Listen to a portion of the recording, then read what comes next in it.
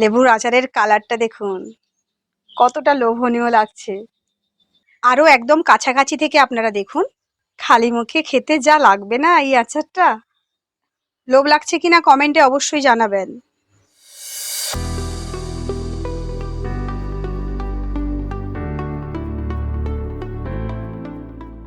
রাধে রাধে, নমস্কার সবাইকে। আজকের পর্বে অনেক অনেক স্বাগত। তো আমাদের যেখানে আদি বাড়ি ছিল, পুরনো বাড়ি, সেই গ্রামে অনেক লেবু হয়েছে গাছে। ওখানকার একজন কাকু আমাদের বাড়িতে লেবু নিয়ে এসেছিলেন, অনেকগুলোই লেবু। তো এত লেবু দেখে ভাবলাম আমি এতগুলো লেবু কি করব। কাকুকেই জিজ্ঞেস করতে বললাম, কাকু তুমি কিছু লেবু নিয়ে চলে যাও, আমি এত লেবু নিয়ে কি করব। না বৌমা তুমি আচার করে ফেলো। ভাবলাম ঠিক আছে, এখন শীতকাল, বাজারেও অনেক লেবু পাওয়া যাচ্ছে, একটু যদি পাতি লেবুর সুন্দর করে আচার করে রাখা হয় সারা বছর খাওয়া যাবে। ভাত রুটি সবার সঙ্গে খেতে ভালো লাগে, এমনিও ভালো লাগে। আর লেবু তো জানেন অরুচি কাটায়, কোনো কোনো সময় আমাদের খেতে ইচ্ছে করে না, তখন একটু যদি বাড়িতে লেবু আচার করা থাকে তাহলে ওই লেবু আচার দিয়ে যদি কিছু খাওয়া যায় না, তাহলে মুখের রুচিও কাটে। তাই আজকে আমি লেবু নিয়ে চলে এসেছি আচার বানাবো। তো দুরকম আচার বানাবো, অনেকগুলো লেবু আপনাদেরকে দেখাচ্ছি। দেখুন এই যে লেবু দেখুন, এখানটায় রয়েছে আর এখানেও রয়েছে। তো আমি বেছে নিয়েছি, এখানে ছোট ছোটগুলো রয়েছে আর এখানে একটু তার মধ্যে বড়গুলো। দুরকম আচার যেহেতু করব তাই একটু বেছে নিয়েছি। লেবুগুলো কত বড় বড় দেখুন, একদম টাটকা। আর একটুখানি যদি দাগ টাগ থাকে, নেই বললে হয়, এই যে দেখুন একটুখানি দাগ রয়েছে, তো এগুলোকে একটু পরিষ্কার করে কেটে দিলে বাকিটা হয়ে যাবে। এই যে দেখুন কত বড় বড় লেবু, দেখুন পাতি লেবু এগুলো। লেবুগুলোকে প্রথমে পরিষ্কার জলে ধুয়ে নেব। প্রথমে বাছাই যে বড় লেবুগুলো বেছেছিলাম ওইগুলোই ধুয়ে দিচ্ছি।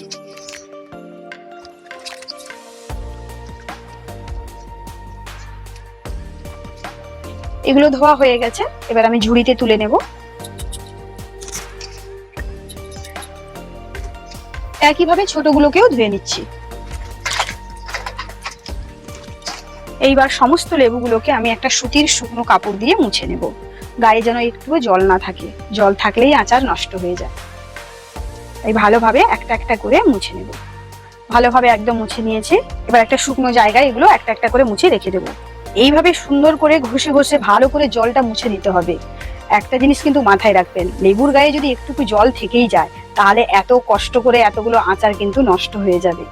বড় লেবুগুলোকে আমি একদম সুন্দর করে শুকনো কাপড় দিয়ে মুছে নিয়েছি। এগুলো এক সাইডে রেখে দেবো, এগুলোকে কেটে আচার করব। তাই এটা এক সাইডে রেখে দেবো। আর এগুলো আমি মুছলাম না, কারণ এগুলো আরেক রকমের আচার করব, গোটা থাকবে। ওটা কেটে করব আর এটা গোটা থাকবে। যেহেতু গোটা থাকবে, এটা ঘষা আচার, মানে এই যে গায়ের ওপরের হালকা পাতলা অংশটা আছে একটু ঘষতে হবে। সেটা কিভাবে করতে হবে আপনাদেরকে আমি দেখাবো। তাই এটা আর মুছলাম না, এটা করার পর আরো একবার ধুতে হবে। এই যে আমি এখানে একটা সিরিজ পেপার নিয়েছি, এটা যে কোনো ফিনিশিং কাজে ব্যবহার হয়, বিশেষ করে কাঠের কাজে ব্যবহার হয়ে থাকে এই কাজটা, মানে এই সিরিজ কাগজটা। তো এটা দিয়ে বেশ সুন্দর ঘষা হয়। না হলে আরেকটা জিনিসও হয়, একটা লেবু নেবেন, এই লেবুটা নিয়ে বাড়ির দেওয়ালেও ঘষতে পারেন। কিভাবে আমি সেটা দেখাচ্ছি।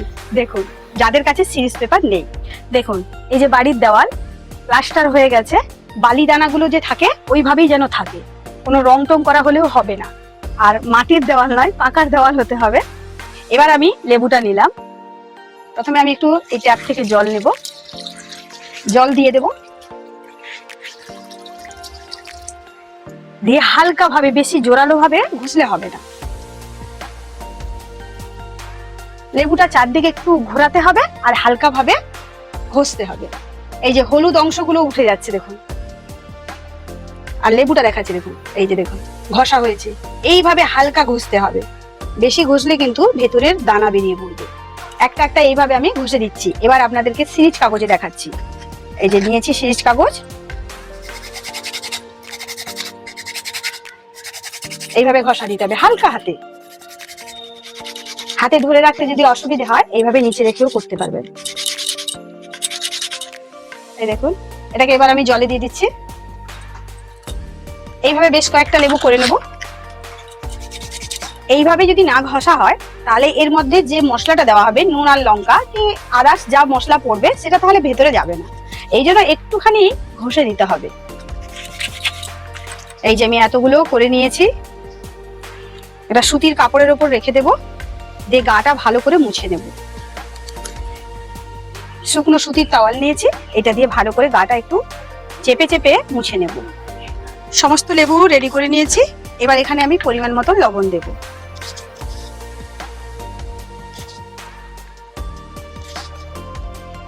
এই চামচটার আমি 3 চামচ দিলাম।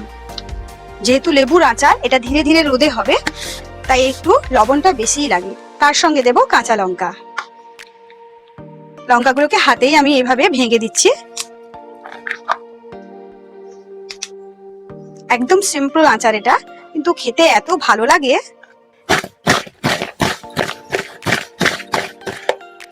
এইবারে এটাকে আমি একটা কাঁচের জারের মধ্যে ট্রান্সফার করব।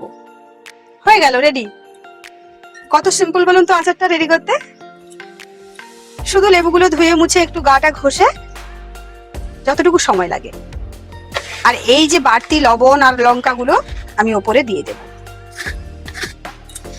একদম এয়ারটাইট যেন হয়, একটুও যেন বাতাস না ভেতরে না যায়, নাহলে তেতো হয়ে যাবে। এবার দেখুন আমি একটু ঝাঁকিয়ে দিই। এবার আমি এখানে যে বড় লেবুগুলো নিয়েছিলাম সেগুলোকে একটা একটা করে কেটে 4 পিস করব।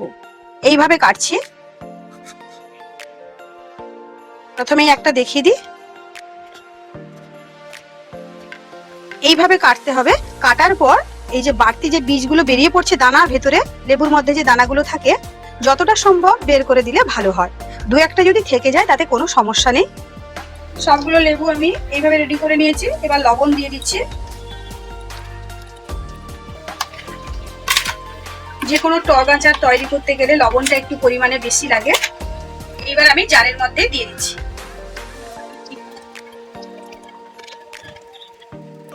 মুখটা ভালো করে পরিষ্কার করে মুছে নিচ্ছি। ক্যাপটা ভালোভাবে লাগিয়ে দেব।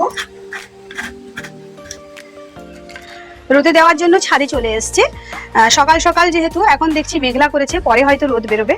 যদিও আজকে না বেরোয়, কালকে বেরোবে, পরশু বেরোবে। তো 8-10 দিন পর এগুলোকে রোদ খাইয়ে আপনাদের সঙ্গে দেখা হচ্ছে।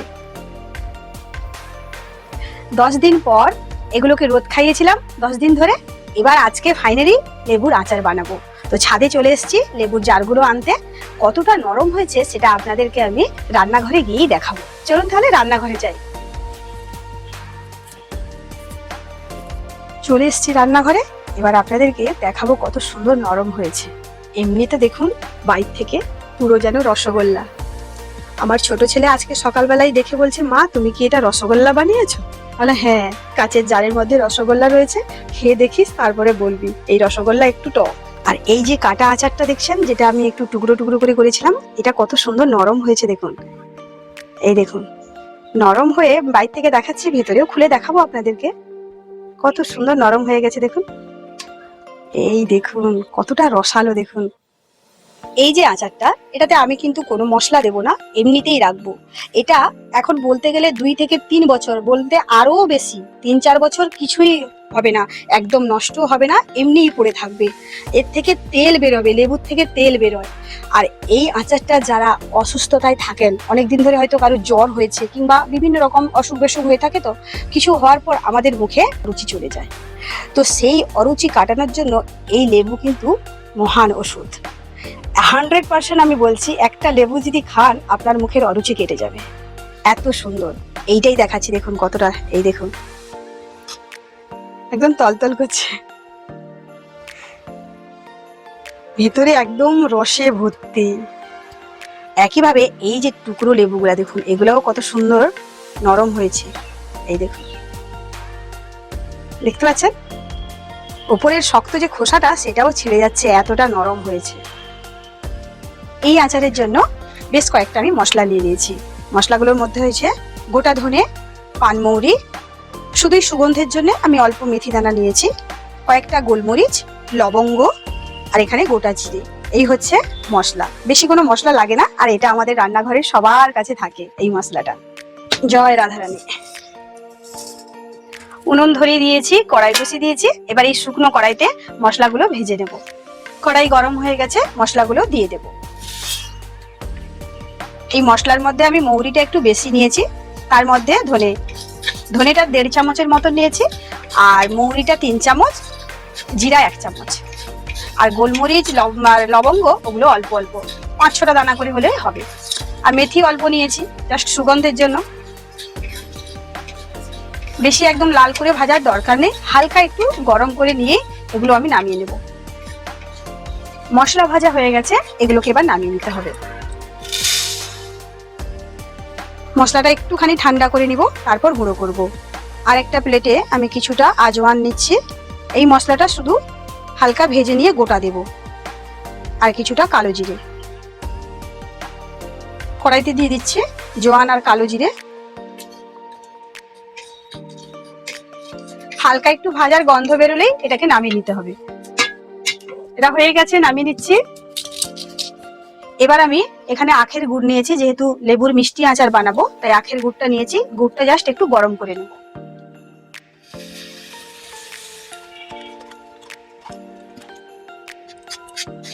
এখানে কিন্তু গুড়ের আমি কোনো পাক তৈরি করছি না, শুধুই গরম করে নেব। গুড়টা গরম করে নিয়েছি। এই যে হালকা একটু ফেনা ফেনা উঠলেই এটাকে এবার নামিয়ে ঠান্ডা করে নিতে হবে। তো এখন আমি নামিয়ে নিচ্ছি, নামিয়ে ভালোভাবে ঠান্ডা করে নেব। ভাজা মশলা অনেকটাই ঠান্ডা হয়ে গেছে। এবার এগুলোকে আমি শিলনোড়ায় গুঁড়ো করে নেব। আর ওদিকে গুড়টা একটু ঠান্ডা হয়ে যাবে। আর এই মশলা একটু আধ ভাঙা থাকবে। আচারের মশলা আধ ভাঙাই রাখা হয়, আর তাতে ভালো হয়, সুগন্ধটা ভালো আসে আচারের মধ্যে। একদম ডাস্ট করা যাবে না। এদিকটাই দেখেছেন, এখানে চালতা রয়েছে, গাছের মিষ্টি চালতা। এতটাই মিষ্টি, পোকা লেগে যাচ্ছে, গাছ থেকে পড়ে যাচ্ছে। এই যে 5টা কুড়িয়েছি আমি, তো এগুলোকেও একটু আচার বানাবো বলে রেখেছি। কবে করি কি জানি, সময়ও তো হাতে কম।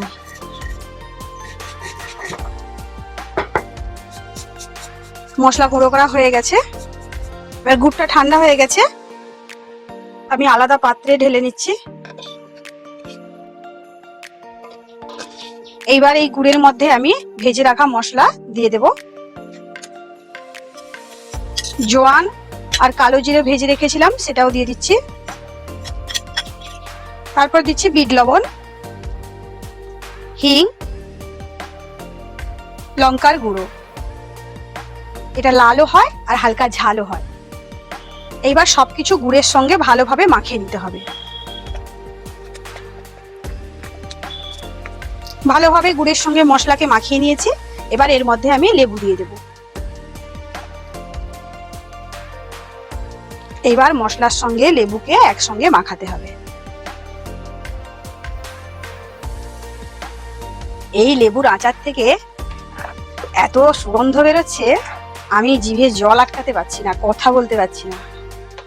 ওহো, কি লোভনীয় কালারটা দেখুন, লেবুর আচারের কালারটা দেখুন, কতটা লোভনীয় লাগছে। যারা এই আচার করেননি, চটপট গিয়ে লেবু কিনে, এখন বাজারে লেবু পাওয়া যাচ্ছে, লেবু কিনে এই আচারটা একবার বানিয়ে দেখুন। মাখানো হয়ে গেছে, এবার আমি একটা জারের মধ্যে ভরে নেব। জারটা আমি ভালো করে রোদ খাইয়ে নিয়েছি, একটুও জলের যেন ফোঁটা না থাকে। যে কোনো আচারে জলের ফোঁটা থাকলেই নষ্ট হয়ে যাবে, তাই আচার থেকে জলকে দূরে রাখতে হবে। আর এই আচারটা আপনি বছর বছর খেতে পারবেন, সংরক্ষণ করে রাখতে পারবেন এইভাবে যদি বানান। আর হ্যাঁ, মাঝে মধ্যে রোদ বেরোলে একটু রোদ খাইয়ে নেবেন, তাতে আরো ভালো থাকবে আচার। যে আচার জারের মধ্যে আপনি পুরো আচারটা রাখবেন, ওই আচার জার থেকে কিন্তু বারবার খুলে বার করবেন না। খাওয়ার জন্য অল্প একটু আলাদা কোনো ছোট জায়গায় বের করে নেবেন, দিয়ে ওটা থেকে খাবেন। এবার আমি ক্যাপটা ভালোভাবে লাগিয়ে দেবো। এরকম একটা এয়ারটাইট কাচের জারের মধ্যে আচারটাকে সংরক্ষণ করবেন। তৈরি হয়ে গেল লেবুর আচার। টক, ঝাল, মিষ্টি সব রকম পাবেন এর মধ্যে। লেবুর আচারটা আরো একদম কাছাকাছি থেকে আপনারা দেখুন কতটা লোভনীয় লাগছে। খালি মুখে খেতে যা লাগবে না এই আচারটা। ফাইনালি লেবুর আচার 10 দিন পর তৈরি হয়ে গেল। তো লেবুর আচার কিন্তু ইনস্ট্যান্ট আচার হয় না, কখনোই হয় না। আমের আচার ইনস্ট্যান্ট হয়, কিন্তু লেবুর আচার একদম সঙ্গে সঙ্গে হবে না। যদিও কেউ তৈরি করে থাকেন, বলেন ইনস্ট্যান্ট হয়ে থাকে, কখনোই ওইটার টেস্টও হয় না ভালো, আর ভীষণ ঝাঁঝালো হয়। আচারকে, লেবুর আচার বিশেষ করে এইভাবে 10-12 দিন রোদ খাইয়ে তাকে নরম করে তারপর আচার তৈরি করা হয়। তো আমি আজকে ফাইনালি আচারটা তৈরি করলাম। এটা আমাদের বহু দিন থেকে আচার তৈরি করে আসছে। আমি মাকেও দেখেছি আচার তৈরি করতে এইভাবে, ঠাকুমাকেও দেখেছি, তারপরের জেনারেশন আমরা তৈরি করছি ওইভাবে, একই পদ্ধতি, কোনো রকম এদিক ওদিক হয় না। তাই আচারটা আপনাদের সঙ্গেও শেয়ার করলাম, যাতে আপনারাও বাড়িতে এইভাবে তৈরি করুন। একটু আচার নষ্ট হবে না, খেতে অত্যন্ত সুস্বাদু হয়ে থাকে। যে কোনো সময় এনি টাইম আপনি এই আচারটা খেতে পারবেন। তো আজকের এই পর্ব দেখেছেন, আমার জিভে জল চলে আসছে। আপনাদের সঙ্গে কথা বলা শেষ হলে আমি একটু খাবো, আগে ভগবানকে দেবো, তারপরে আমি খাবো। কিছু করার নেই, টক দেখলেই আমাদের সবার বিশেষ করে জিভে জল চলে আসে। আজকের এই আচারের পর্ব আপনাদের কেমন লাগলো অবশ্যই কমেন্ট সেকশনে জানাবেন। ভালো লাগলে লাইক করবেন, শেয়ার করবেন, চ্যানেলটি সাবস্ক্রাইব করে পাশে থাকবেন। আর ভিডিওটি সবাইকে একটু বেশি বেশি করে শেয়ার করে দিবেন। আপনি দেখছেন, সবাইকে দেখার একটু সুযোগও করে দিন শেয়ার করে ভিডিওটি। তো আজকের মতন বিদায় নিচ্ছি, দেখা হচ্ছে আবার কোনো নতুন পর্বে নতুন রেসিপি নিয়ে। সবাই ভালো থাকুন, সুস্থ থাকুন, সকলকে রাধে রাধে, নমস্কার।